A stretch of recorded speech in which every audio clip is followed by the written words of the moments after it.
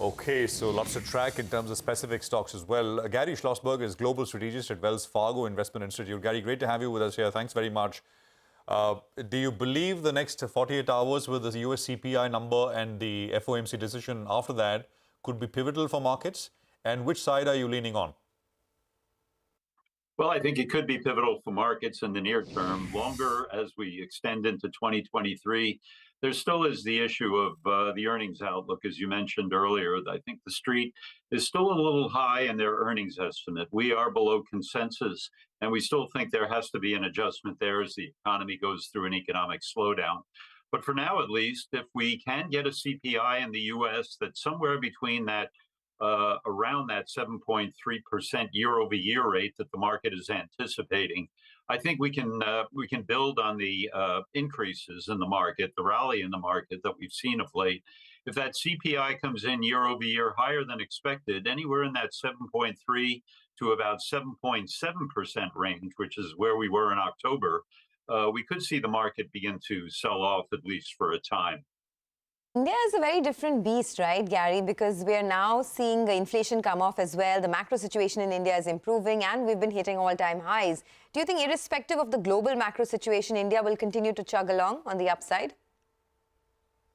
Well, I think if there is a sell-off in the U.S. market and some of the other major markets in sympathy with that, the Indian market could get caught up to some extent. But I think the slowdown will be buffered not only by good news on inflation coming within the RBC's target range, but RBI's target range, but the fact that we expect to see Indian economic growth, even as it slows next year, hold up reasonably well compared to what's going on overseas. All right. Hi, Gary. Morning. I wanted to ask you about the toss-up between India as well as China. How is that playing out?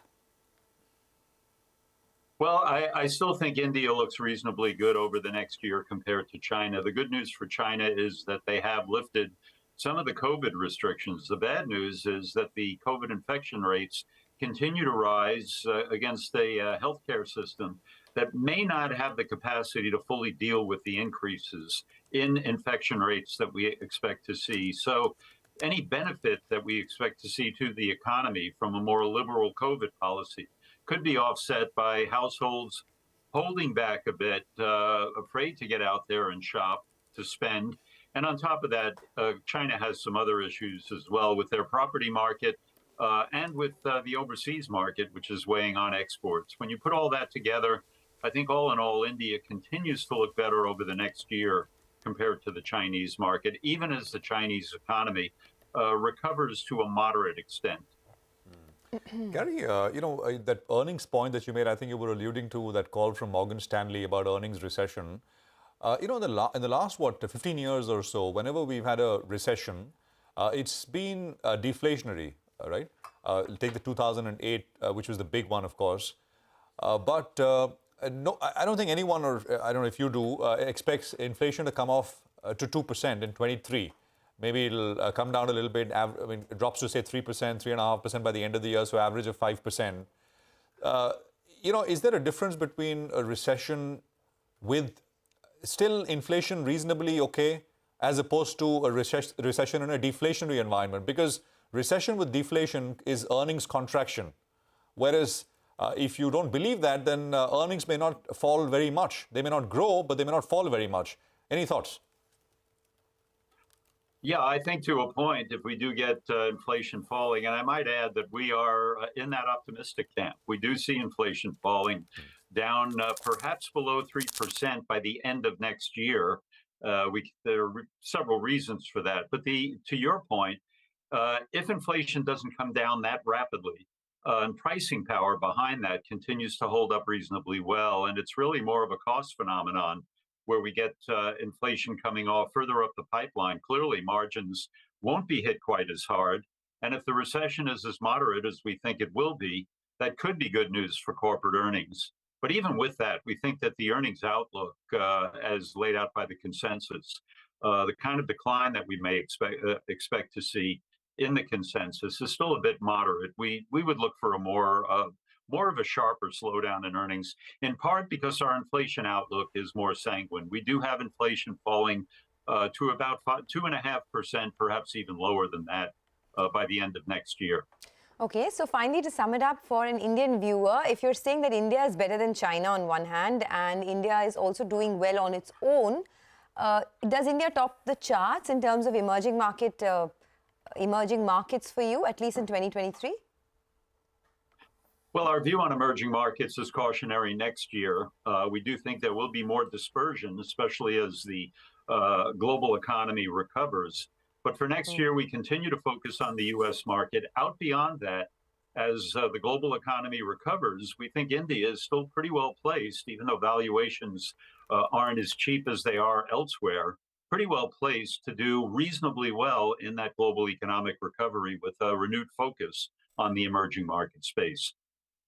Gary, great to have you with us here on CNBC as always. Appreciate your time here as well. So that's Gary Schlossberg with Wells Fargo. Sonia, just a point on that inflation number here in India that you were referring to. It's all vegetables and tomatoes specifically, right? So inflation is, the CPI number which came out yesterday is lower than expected, but it's a 50 basis point miss as compared to what the street was expecting. But it's all vegetables, and as I said, tomatoes. The core number is still largely in line. So you take that and you take the IP, the industrial production number, which is a shocker, right? I mean, I think that fell 4% in the month of October, although this is lagging data. Yeah. But it's quite something. November was a festive month, and you would imagine that industries produce in anticipation of demand, which will come in the next month, and that was down 4% IP. So you got, I mean, if you look at the core number, which has not moved that much, and you've got industrial production, which has come off quite sharply. I mean, it's a tricky kind of a picture, right? It is. So I think that's and of course this has got implication for the currency as well, because I mean, if there are many ways to kind of look at this particular data. If you believe the headline number is coming off, and that is what the RBI will look, if the US inflation number does not cool as well, that actually puts your currency defense on a bit of a back foot, because you don't need to do very much. Whereas if the US inflation number is hotter than expected, I mean they will do more, putting more pressure on the currency. So I mean, as I said, many ways to look at this. We'll try and sort of discuss this more as we go along. But I think this is on a headline level good, but more needs to be said, more needs to be kind of sort of looked at in greater detail as we kind of go along. We'll take a quick break here. Our list of stocks lined up with our research team when we return in just a bit from now.